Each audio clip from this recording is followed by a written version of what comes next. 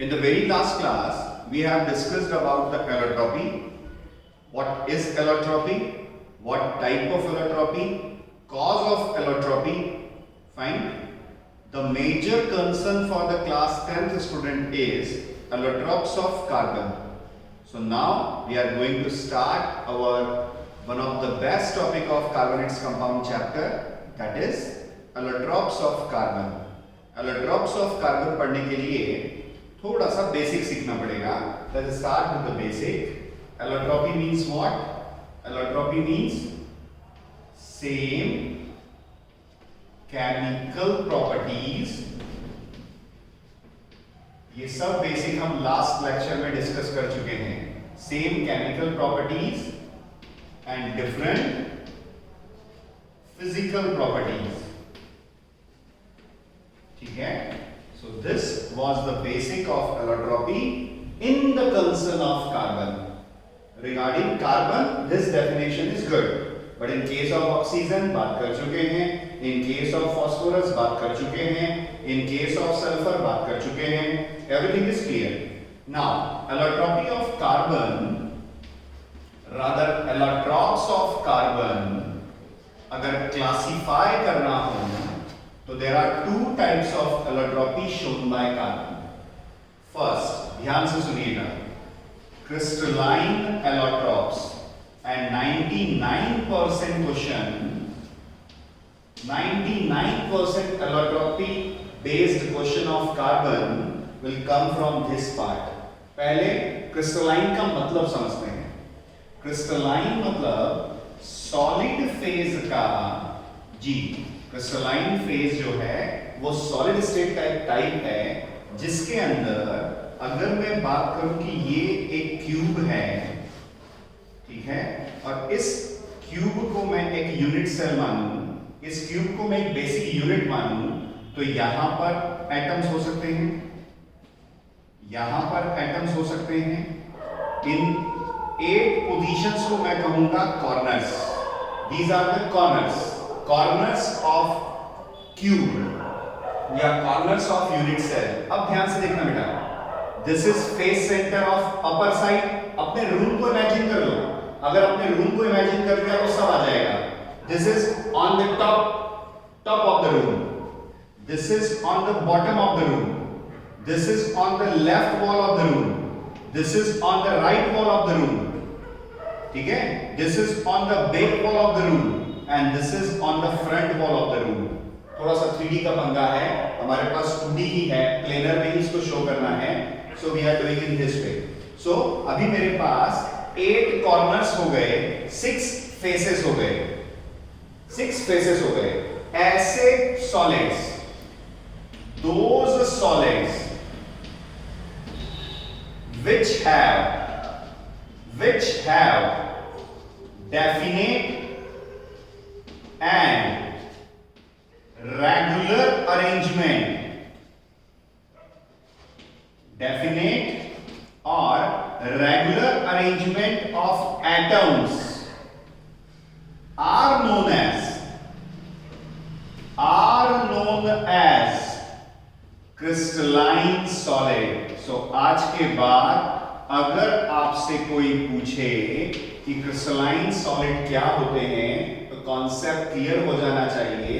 Those solids in which arrangement of atom is fixed and up to long range.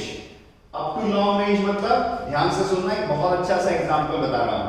अगर मैं इस पूरे room को मैं NaCl से भर दूं, पूरे रूम को NaCl से भर दूं, और इस पूरे रूम में से सिर्फ एक छोटा सा सैंपल ऑफ NaCl लूं, उसको लैब में ले जाऊं, उसका मैं एक्सरे डिफ्रैक्शन करूं, उसका स्ट्रक्चर फाइंड आउट कर लूं, तो जो स्ट्रक्चर वो एक छोटे से NaCl का होगा, उस बेसिस पे मैं पूरे रूम का स्ट्रक्चर निकाल सकता हूं.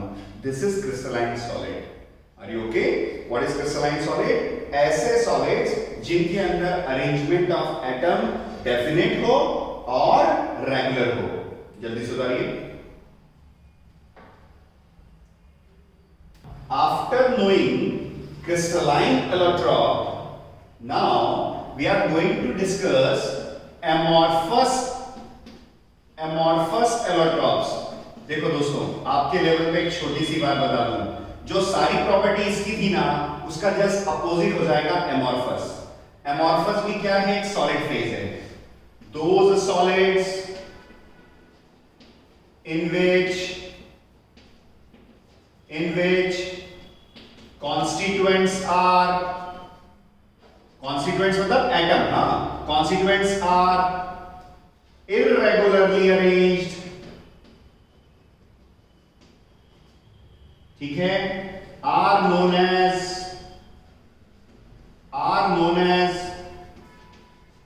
amorphous solid। सो यदि कोई मुझसे पूछता है amorphous solid in daily life, बहुत सारे हैं। नंबर 1 कोल, नंबर 2 चारकोल, नंबर 3 कोल तार, और ये बहुत कोल हो गया ना।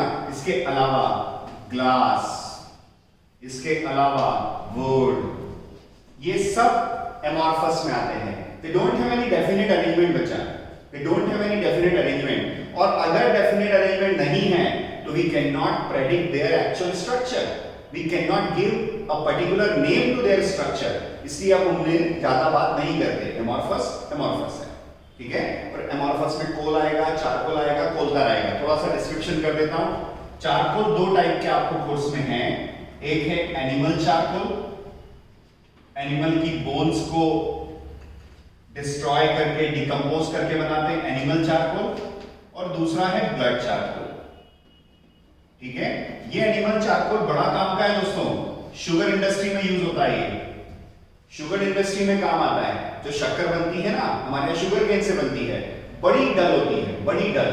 उस डल शुगर को फाइन शुगर बनाने में, उसका कलर रिमूव करने में, ठीक है, उसको बोलते हैं ब्लीचिंग, रिमूवल ऑफ कलर। उसकी ब्लीचिंग करने में, उसका कलर रिमूव करने में हम यूज करते हैं एनिमल चारकोल, ठीक है। सो जल्दी से इसको लिख डालिए, फिर आगे बढ़ते हैं। ये छोटे छोटे पॉइंट्स भूला मत करो दोस्तों, ये स्मॉल पॉइंट, जैसे एनिमल चारकोल के लिए बताया, it is used in sugar industry to decolourise sugar. लिख के क्लाउड में क्लोज कर दो।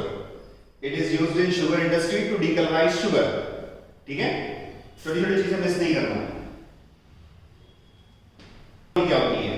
फिर हमने सीखा types of allotropes of carbon. अब types of allotropes of carbon में सबसे फेमस क्या है? Crystalline allotropes. तो अब हम आ गए हैं क्रिस्टलाइन एलोट्रॉप्स ऑफ कार्बन, ठीक है। सो यदि कोई क्रिस्टलाइन एलोट्रॉप्स ऑफ कार्बन पढ़ना चाहे तो उन्हें 3 टाइप पढ़ना पड़ते हैं। One is diamond, other is graphite, and third is fullerene.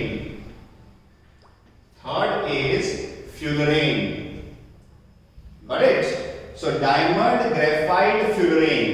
ध्यान से सुनना। Diamond formula is C, composition is C. Graphite composition कौन है? C. Chemically all three are same. They all are made up of carbon. Point number 1 clear, because they have same chemical properties, different physical properties. इसको कभी prove करना पड़े तो सबको जला के देख लो, कंबशन कर दो। आप सबको पता है कंबशन पे क्या बनता है? अगर कार्बन का कंबशन करेंगे ऑक्सीजन के साथ तो कौन सी गैस बनेगी? CO2। सो इसका कंबशन करोगे ऑक्सीजन की प्रेजेंस में, ये भी CO2 देगा। इसका कंबशन करोगे, ये भी CO2 देगा। इसका कंबशन करोगे तो ये भी CO2 देगा। So this prove that each and every crystalline allotrop of carbon is made up of carbon itself, ठीक है। अगला सुनना बेटा आगे। ये जो फ्यूलरेन है, ये फ्यूलरेन 1985 में डिस्कवर किए गए, एंड द पर्सन 3 साइंटिस्ट ने मिलकर किया था। और जो साइंटिस्ट थे इसको डिस्कवर करने वाले, दे गॉट नोबेल प्राइज मिला उनको, ठीक है। सो फ्यूलरेन एक्चुअल में क्या है? Fullerene is C60 to C370। इसका मतलब क्या हुआ सर? ये ऐसे कंपाउंड्स हैं जिसके अंदर मिनिमम 60 और मैक्सिमम 370 कार्बन मिलकर के एक स्पेशल स्ट्रक्चर बनाते हैं और उस स्पेशल स्ट्रक्चर को बोलते हैं fullerene. That special structure is fullerene. So कितने से कितने तक की रेंज है कार्बन एटम की? C60 से C370 तक। जो फेमस दो फ्यूलरेन आपको आज मिले हैं, अभी तक मिले हैं, रादर मिले हैं मतलब आइसोलेट कर पाए हैं। मान लीजिए बहुत सारे ग्रुप्स हैं, उन बहुत सारे कार्बन के पैटर्न में से सिर्फ दो पैटर्न आइसोलेट हुए हैं। पहला पैटर्न है C60 और दूसरा पैटर्न है C70। दो ही पैटर्न अभी तक आइसोलेट हुए हैं। ध्यान से सुनना, एनटीएससी में इस लेवल तक का क्वेश्चन आया हुआ है, इसलिए इतनी डिटेल पढ़ा रहा हूं बेटा। एनटीएससी में पूछा गया है ऐसा क्वेश्चन, ध्यान से सुन लेना। सो C60 और C70, देखो ये दोनों बहुत बार सुनते हैं, बहुत बार पढ़ते हैं, हर कोई इसको पढ़ाने को तैयार है। 2 मिनट में इनके डिफरेंसेस दिखा दूंगा, सब आ जाएगा। सबसे ज्यादा इंपॉर्टेंट है फ्यूलरेन, बहुत कम मिलता है इसके बारे में, बहुत कम। तो ध्यान से सुनना, फ्यूलरेन जो है it's a group of carbon atoms which includes C60 to C370 carbon atoms in number. The two famous isolated fullerenes are C60 and C70. उसमें से ये जो C60 है, this is also known as Buckminster fullerene. This is also known as Buckminster fullerene. क्यों नाम दिया, थोड़ी देर बाद सीखते हैं। अब आपके कंसेप्ट क्लियर हो जाना चाहिए। फ्यूलरेन अलग है, बकमिंस्टर फ्यूलरेन अलग है। बकमिंस्टर फ्यूलरेन को C60 बोलते हैं, इसका एक और नाम है बकीबॉल। बकीबॉल क्यों? ये बकमिंस्टर का बक, सो बकीबॉल स्ट्रक्चर। क्यों भाई ऐसा नाम क्यों रखा? इसके पीछे लॉजिक है। This buckyball structure means saucer like, football like structure. अभी बनाएंगे बेटा अपन इसको, फुटबॉल लाइक स्ट्रक्चर। सो हर पार्ट एक एक करके क्लियर करते जाइए स्टेप बाय स्टेप, यही पढ़ने का मजा है। फाउंडेशन से एडवांस ऐसे ही आया जाता है दोस्तों। सो अब हमें क्या क्लियर हो गया कि कितने क्रिस्टलाइन एलोट्रॉप्स हैं कार्बन के? Diamond, graphite, fullerene. फ्यूलरेन क्या होता है? Fullerene is a group of carbon arrangement जिसमें C60 से लेके C370 तक एटम्स हो सकते हैं। दो फेमस फ्यूलरेन आपके पास हैं जो आइसोलेटेड फॉर्म में मिले, ठीक है, that is C60, C70। C60 का एक और नाम क्या है? बकमिंस्टर फ्यूलरेन और बकीबॉल, बिकॉज इसका स्ट्रक्चर सॉसर या फुटबॉल जैसा है। अब ये नाम क्यों पड़ा? आ जाओ जरा। ये नाम पड़ा यूएस के एक फेमस आर्किटेक्ट थे, बहुत ही फेमस आर्किटेक्चर थे, बकमिंस्टर फ्यूलर। ये जो नाम आप देख रहे हैं ना, ये इन्हीं के ऊपर पड़ा हुआ है, बकमिंस्टर फ्यूलर। ये जो सज्जन थे, इन्होंने एक बहुत अच्छी आर्किटेक्चरल डिजाइन बनाई है यूएस में। उस डिजाइन को डोम कहते हैं, जियोसाइडिक डोम। ठीक है, हमें इतना डिटेल में नहीं जाना। There is one building, there is one creation in the US which was done by Buckminster Fuller. That dome has a shape similar to C60. उस डोम का shape same as C60. That's why आज से इसका नाम क्या पढ़ने लगा? तब से इसका नाम पढ़ने लगा बकमिंस्टर फ्यूलरेन। ठीक है, हर चीज के पीछे लॉजिक है। आराम से मजा लीजिए, आराम से सीखिए। जल्दी से बनाइए इसको, जल्दी से बनाइए दोस्तों।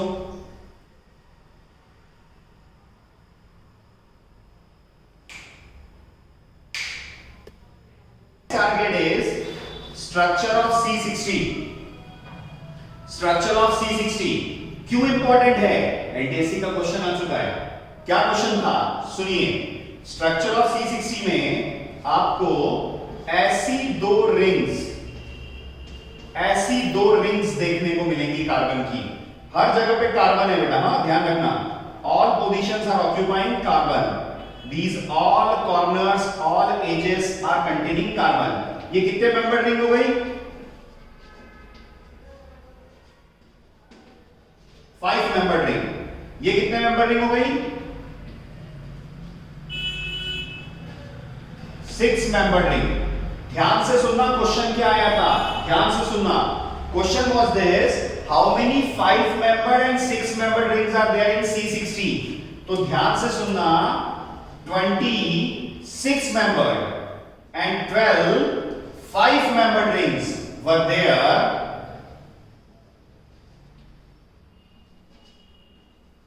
इन C60। ये क्वेश्चन एनटीएससी लेवल पर आया हुआ है and this is my duty कि मैं उस लेवल तक तो मेरे दोस्तों को ले जाऊं और उससे एक लेवल आगे ले जाऊं। C60 का पूछ चुके हैं, अब C70 की बात कर लेते हैं, आ जाओ मजे में।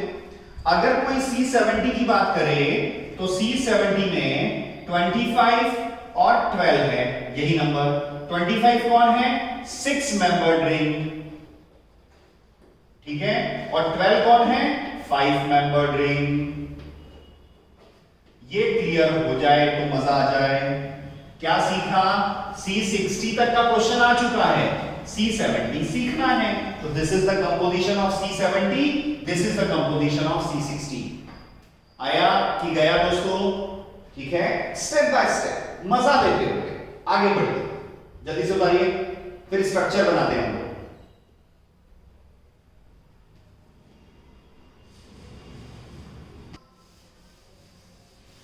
क्या इधर बना दूं सब?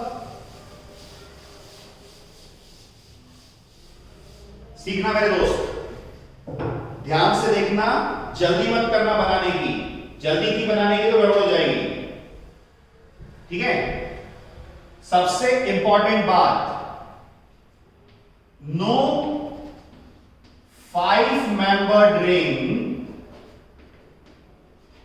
Can combine with same 5 membered ring. हाँ जी, इस स्ट्रक्चर का रूल है ये, कोई भी 5 मेंबर्ड रिंग दूसरी 5 मेंबर्ड रिंग से कंबाइन नहीं होगी। तो सर किससे होगी? 5 मेंबर सिर्फ 6 मेंबर से हो सकती है, ये याद रखिएगा। सो पहली 5 मेंबर्ड रिंग, ध्यान से समझना मेरे बच्चों, this is the first 5 membered ring. ये इसकी 6 मेंबर्ड रिंग, ये इसके पास वाली 6 मेंबर्ड रिंग। अब समझना है एडजॉइनिंग का मतलब क्या है? ये इसके पास वाली 6 मेंबर्ड रिंग, ये इसके पास वाली 6 मेंबर्ड रिंग, ये इसके पास वाली 6 मेंबर्ड रिंग। अब आप बताओ, धीरे धीरे फुटबॉल का शेप लग रहा है या नहीं लग रहा?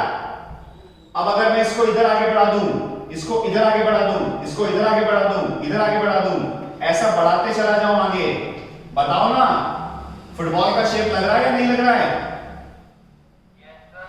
लग रहा है। ये देखो, ये मैंने इसको सर्कल कर दिया।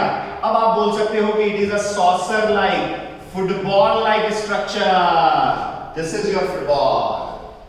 आया मजा? सो ये सेंटर में कौन सा मेंबर है?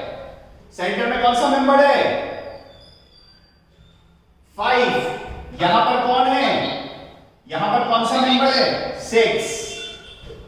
अब समझ में आया कि 5 membered can not combine with other 5 member, it can only combine with 6 member. This is the structure of C60। Please बहुत इत्मीनान से बनाइए, एंजॉय करिए स्टडी को। Uses of fullerene. Uses of fullerene. Number 1, used as insulator. Used as insulator. Number 2, used in the treatment of,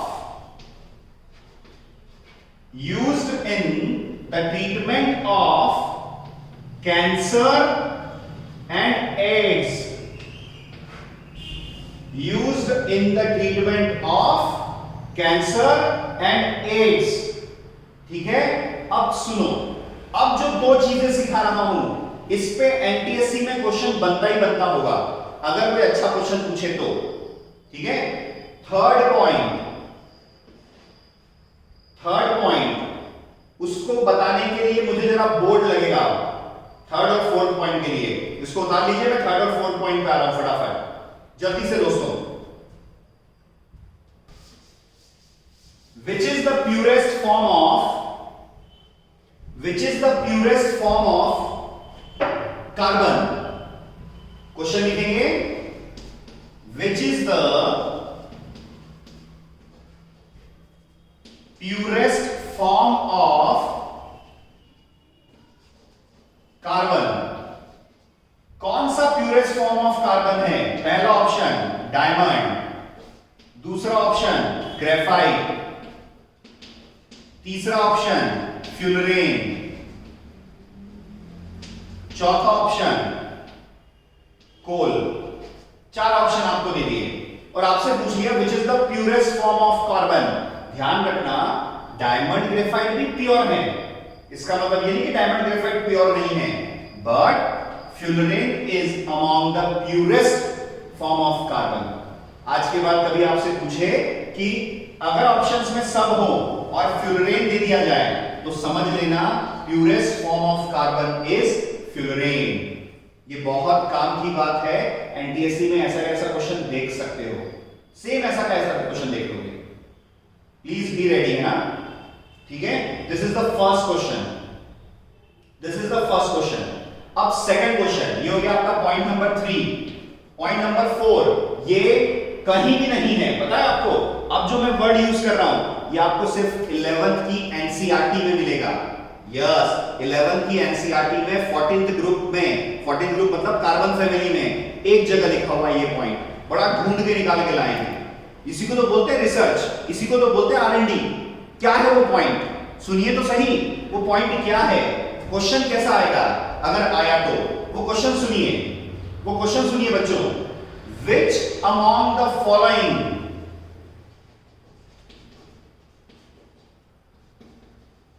बहुत काम का point है। Which among the following do not form dangling bond? हाँ जी, बहुत लाजवाब question. Dangling bond का concept, ये जो डैंगलिंग बॉन्ड है ना, इसका कॉन्सेप्ट 11 एनसीईआरटी में यदि एक लाइन कोई बच्चा पढ़ता है ना तब निकलता है कि डैंगलिंग बॉन्ड क्या है। अच्छा, वहां पे सिर्फ नाम दिया हुआ है, उसका एक्सप्लेनेशन नहीं है, इसीलिए तो मैं यहां हूं। I am here for you. चलो, पहला ऑप्शन डायमंड, दूसरा ऑप्शन ग्रेफाइट, तीसरा ऑप्शन फ्यूलरेन, चौथा ऑप्शन फिर से coal. Again answer is fullerene. ये तो सबको पता है कि हम फ्यूलरेन में पढ़ रहे हैं, इसका आंसर तो वही आएगा। पर डैंगलिंग बॉन्ड क्या होता है और उस डैंगलिंग बॉन्ड का यहां पर क्या रोल है, वो बस इसके बाद शुरू करता हूं बेटा, जल्दी से इसको उतार लो। डैंगलिंग बॉन्ड बहुत काम का, जो मैंने वहां बनाया है। तो आई कैन फाइंड कि कुछ भी सरफेस पर फ्री नहीं है। Nothing is free at the surface. Surface पर कुछ भी फ्री नहीं है। अगर आप देख पा रहे हो तो सरफेस पर कुछ भी फ्री नहीं है, मतलब ये बॉन्ड्स जो बने हुए हैं ये पीछे से कहीं ना कहीं कनेक्टेड हैं। These bonds are connected with other. ठीक है, सो मैं क्या कहूंगा, ऐसा लिख रहा हूं बेटा, no carbon atom is free at the surface to form bonds with others. और ये जो सरफेस के एटम्स बनाते हैं बॉन्ड, उसी को बोलते हैं dangling bond. So no carbon atom is free, क्योंकि बॉल लाइक स्ट्रक्चर है ना। क्या फुटबॉल में कहीं कुछ निकला हुआ रहता है क्या? नहीं, पूरी सरफेस स्फेरिकल होती है और स्मूथ होती है। सेम वैसा का वैसा है। No carbon atom is free at the surface to form bond with others, so do not have dangling bonds. इसलिए इनमें डैंगलिंग बॉन्ड्स नहीं होते। आज के बाद किसी ने आपसे ये कॉन्सेप्ट पूछा कि डैंगलिंग बॉन्ड क्या होते हैं, तो ऐसे स्ट्रक्चर जिसमें सरफेस के एटम्स फ्री हो और वो एटम्स किसी और के साथ बॉन्ड बना लें, ऐसे बॉन्ड्स को बोलते हैं डैंगलिंग बॉन्ड्स। क्या ऐसा डायमंड में होता है? हाँ। क्या ऐसा ग्रेफाइट में होता है? हाँ। क्या डायमंड ग्रेफाइट डैंगलिंग बॉन्ड बनाते हैं? हाँ। क्या बनाते हैं, कैसे बनाते हैं, उनका स्ट्रक्चर सीखते हैं, आ जाएगा। This is all about fullerene. Now we are going for diamond and graphite. जल्दी से बनाइए।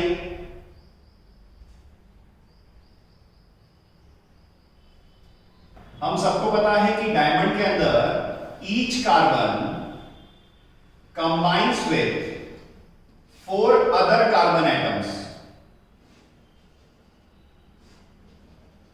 Each carbon combines with 4 other carbon atoms. This is the structure of diamond. ठीक है? और इस डायमंड के स्ट्रक्चर को बोलते हैं टेट्राहेड्रल शेप। ये सब पढ़ा चुका हूं लास्ट लेक्चर में। बॉन्ड एंगल कितना होता है? 109 degree 28 minute. This is the bond angle theta, this is theta. अगर कोई कहे कि यहां से यहां तक की लेंथ कितनी है sir, this length is also fixed. अगर इसकी वैल्यू x मानूं तो x इक्वल टू 154 पिकोमीटर। जो मेरे नए दोस्त हैं जिन्हें पिकोमीटर नहीं पता वो लिख लें, 1 picometer is equal to 10 to the power -12 metre.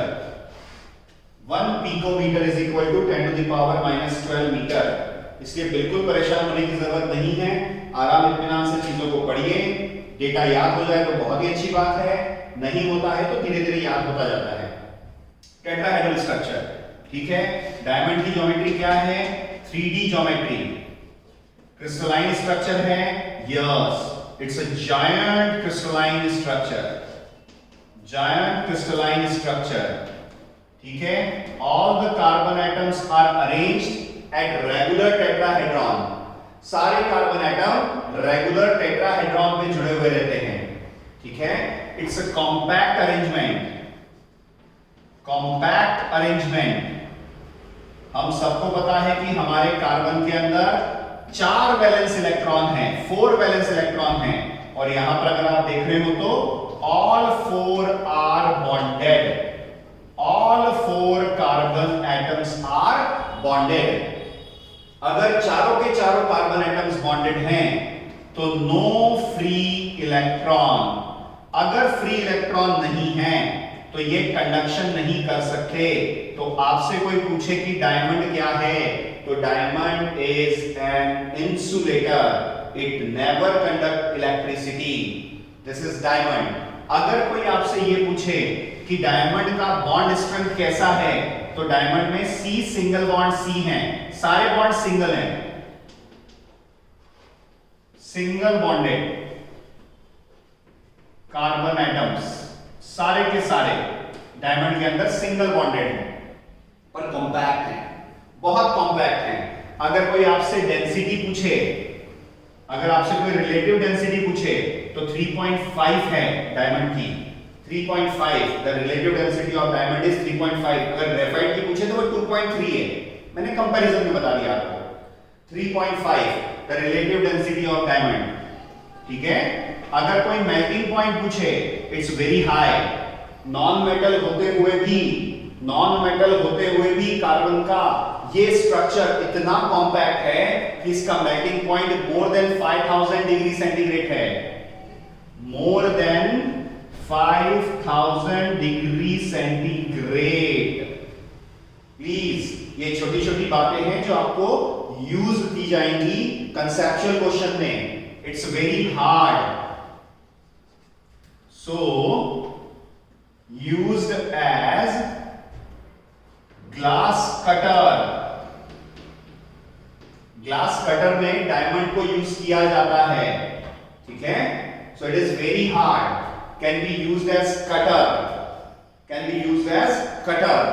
This is all about diamond. Uses सबको पता है, एवरीबॉडी नोज डायमंड के यूजेस क्या हैं, ठीक है ना, ऑर्नामेंट्स बनाने में, ठीक। जल्दी उतारिए दोस्तों।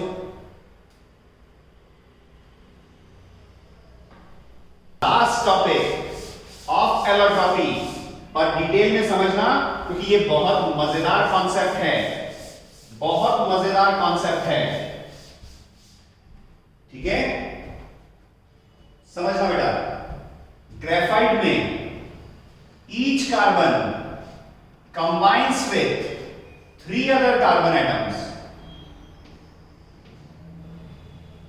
So इस कार्बन को तो 4 बॉन्ड की जरूरत है, किसी एक के साथ क्या बनाएगा, डबल बॉन्ड, किसी एक के साथ क्या बनाएगा, डबल बॉन्ड। ध्यान से सुनना, ध्यान से सुनना मेरे बच्चों, इसका मैं थोड़ा सा आपको स्ट्रक्चर बनाने की इच्छा रखता हूं। ये कार्बन का पहला ऑर्बिटल, ये कार्बन का दूसरा ऑर्बिटल, ये कार्बन का तीसरा ऑर्बिटल, ये ऊपर वाले कार्बन के ऑर्बिटल से ओवरलैप कर लिया। यहां पे कार्बन ने क्या किया, अपने इलेक्ट्रॉन शेयर कर लिए, यहां पर कार्बन ने अपने इलेक्ट्रॉन शेयर कर लिए, यहां पर कार्बन ने अपने इलेक्ट्रॉन शेयर कर लिए। ये सारे बॉन्ड अगर आप देख रहे हैं तो ये स्पेशल टाइप के बॉन्ड हैं।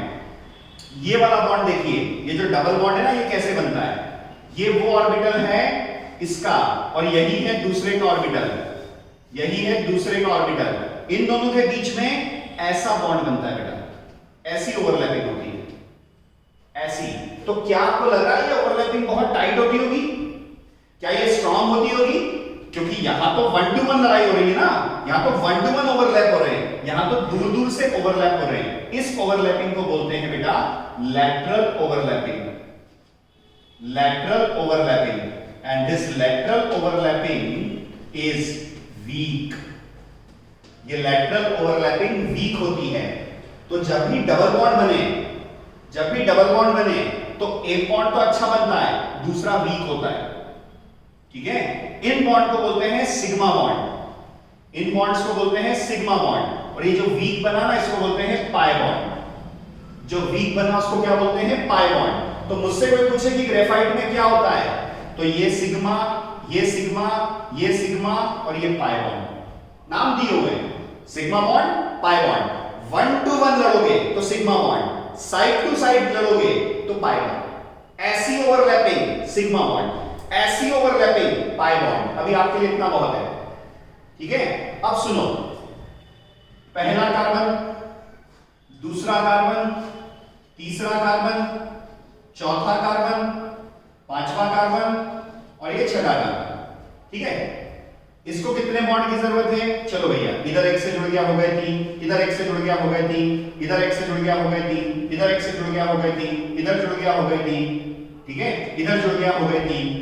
अब अभी भी कार्बन की वैलेंसी सेटिस्फाई नहीं है, तो क्या आ जाएंगे, ऑल्टरनेट क्या आ जाएंगे, डबल बॉन्ड। वो ऊपर देखिए, ऑल्टरनेट डबल बॉन्ड आ जाएंगे। और अगर आप देख रहे हो तो double single, double single, double single, आप देखते जाओ, double single double, double single double, double single double. ऐसे अरेंजमेंट को बोलते हैं कॉन्जुगेशन। ऐसे अरेंजमेंट को क्या बोलते हैं, conjugation.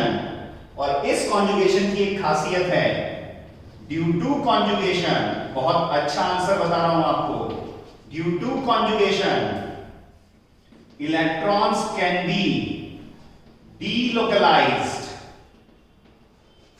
that is can move in between the atoms, can move in between the atoms. So graphites are good conductor of electricity. Graphites are good conductor of electricity.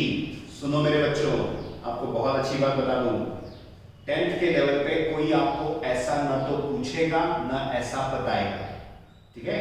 Simple सा question आएगा, why graphite is good conductor of electricity. इतना ज्यादा detail में लिखा तो best है, ठीक है।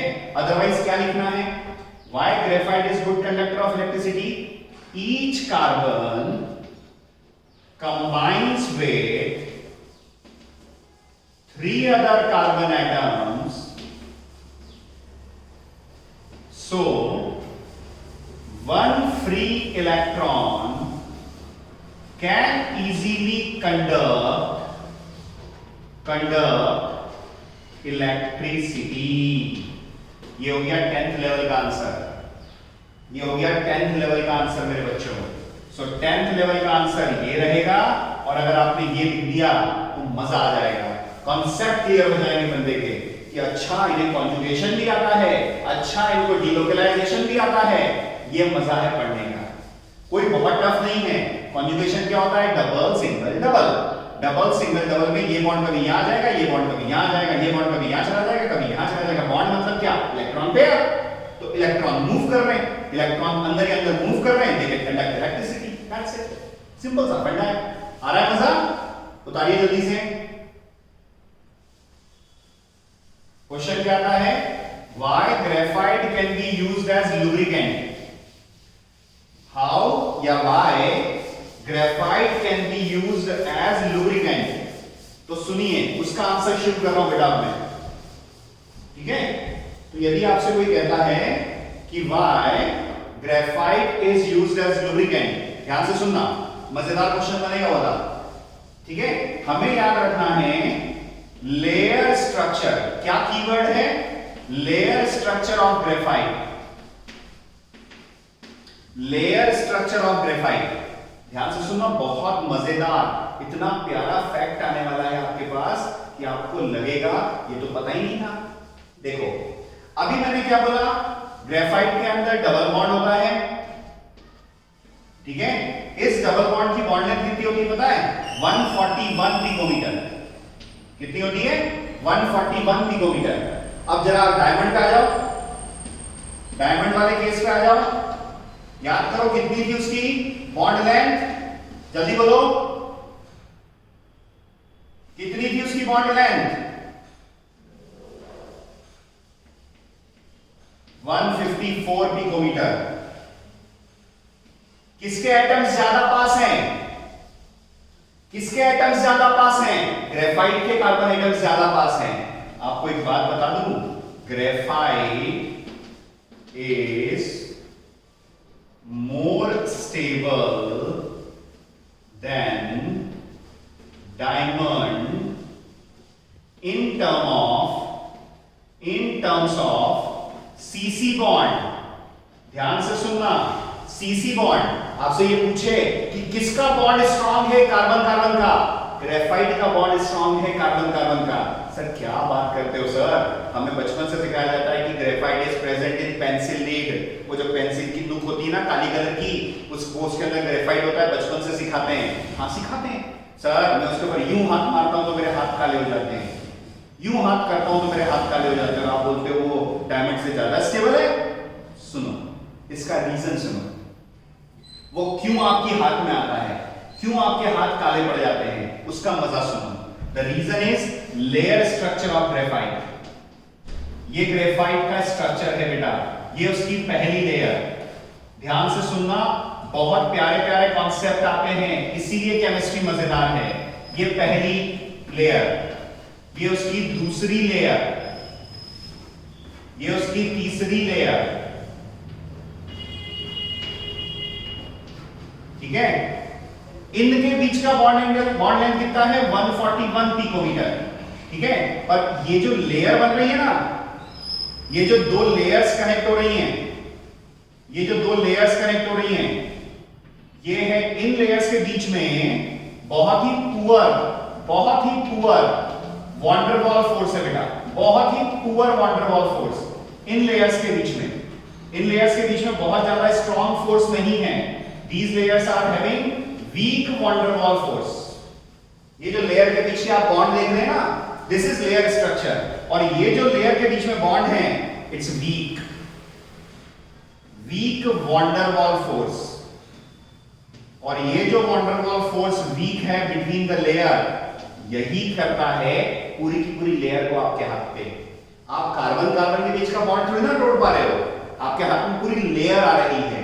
सो ग्रेफाइट का layer structure allow it to slide, allow it to slide, इसको स्लाइड करने को अलाउ करता है। That's why graphite used as lubricant, graphite used as lubricant. So last and final topic, graphite used as lubricant. जल्दी बोलो। due to its कौन सा structure? layer structure which allow slide off one layer over the other, which allow slide off one layer over the other. ये है मजा सीखने का। सीधे सीधे याद किया तो क्या किया, कॉन्सेप्ट्स के साथ याद किया तो मजा आया। दिस इज द फंडा। और मजेदार बात बता दूं, ये वैल्यू होती है 4.2 पिकोमीटर, सॉरी 420 पिकोमीटर मेरे बच्चों। देख लो वैल्यू 141 और नीचे कितना डिफरेंस है दो लेयर के बीच में, 420 picometre. Now you can understand, कम से कम 4 गुना 3 गुना ज्यादा आराम से तोड़ देते हो, आराम से तोड़ देते हो। उस ब्लैक लिड पे ऐसा हाथ मारते हो तो हाथ काले हो जाते हैं। लेयर आती है आपके ऊपर, कार्बन कार्बन के बीच का बॉन्ड नहीं तोड़ पा रहे हो आप, क्योंकि कार्बन कार्बन का बॉन्ड ग्रेफाइट में ज्यादा स्टेबल है डायमंड से भी। ठीक है, सो तैयार हो जाओ इतने अच्छे अच्छे क्वेश्चन और कॉन्सेप्ट्स के लिए। जल्दी से निपटा लीजिए इन सभी को। This is all about the allotropes of carbon. मजा आ जाएगा आपको इस टॉपिक को पढ़ने के बाद। ढूंढिए ये फैक्ट्स, दीजिए आंसर्स, कीजिए कमेंट, पहुंचाइए प्रॉब्लम्स, पहुंचाइए क्वेश्चंस, पहुंचाइए doubts. Thank you very much दोस्तों।